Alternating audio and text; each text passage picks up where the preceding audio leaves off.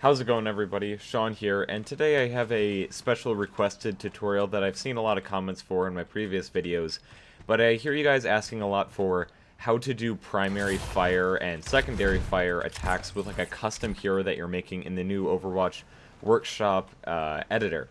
So I thought I'd make a video, and I was thinking about ways to do it, and there are a few complicated ways to where you would have more customization, but I found a very quick and easy version of it that requires not too much work. It just kind of needs some hooking up. So if you're interested in finding a way to have a primary fire or secondary fire in your workshop settings, then stick around.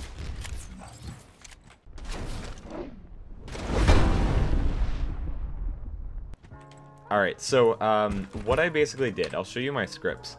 I have a few examples for this, and the last one is honestly my favorite, but let's go through them one by one because they kind of go up in difficulty. So we see that what I'm doing for each of these characters, I'll start with Zarya, is when the game starts, I'm setting the damage they normally deal down to a really low amount, say like 5 or even 1 would work, but let's do 5. What this does is essentially they're doing no damage with their gun. Now, with my other script, I can have an event that happens when they deal damage. This means I'm replacing their normal effect with something that I want.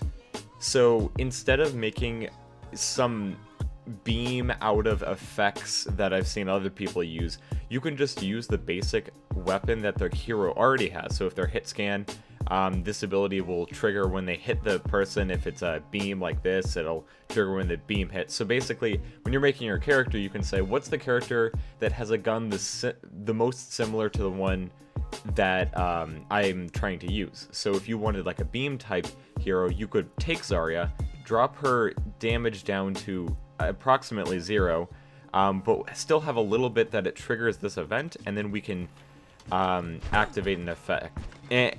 So what I have, instead of her dealing normal damage, once you hit somebody, it'll set them to burn, and they'll start taking damage over time. I'm not dealing damage directly, I'm just setting them to start taking damage over time.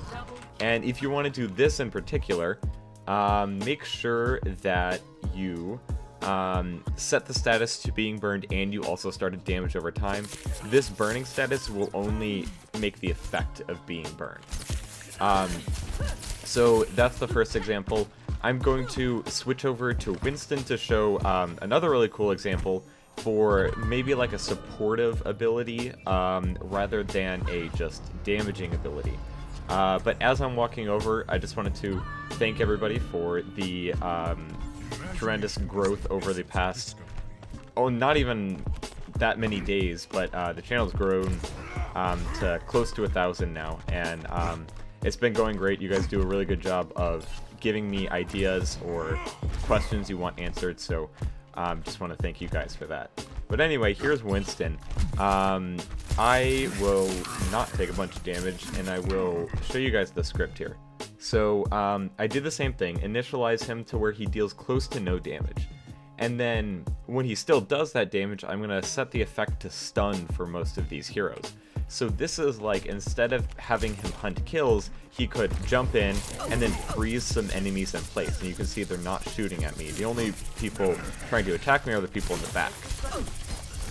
So this is like an infinite stun, because it'll keep triggering as I keep tickling them with the damage.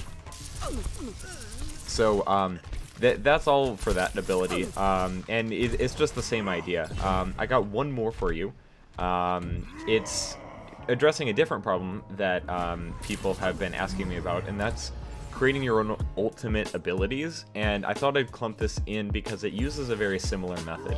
So say you wanted to have an ultimate ability for a character you're making, but you didn't want to create like a HUD and a percentage and things like that. Well, you could take the ultimate ability for somebody who has something similar, like an area of effect, or in this case, like auto locking on people, and replace the effect. So let's open this up.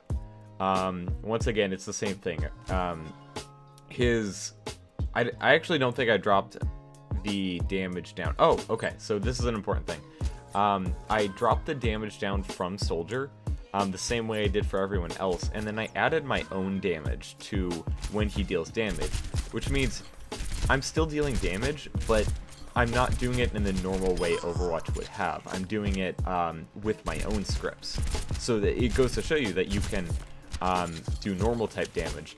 But also, if you can see this other condition, if I'll skip the following thing if I'm not using my ultimate, but if I'm using my ultimate, then if I hit somebody, I'll also freeze them. I've got you in my sights. So you can see I'm freezing these heroes for like a second each as I attack.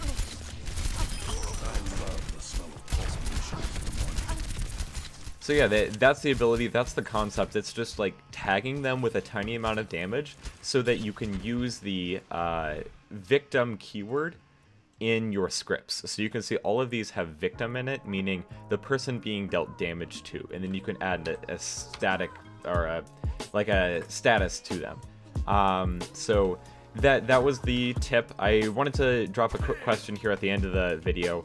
I've gotten a few requests for maybe like a longer video where I show the complete process of creating your own hero in the new workshop system. I wanted to know what you guys thought about that. Should I make videos that are in a series with different parts all building up to the same character, or should I make a longer video that has everything in it and it's kind of a one post follow along and you'll have your own character by the end? So let me know down in the comments below which one you would rather have. If you haven't already, like and subscribe this video, and until next time, thanks and have a great day.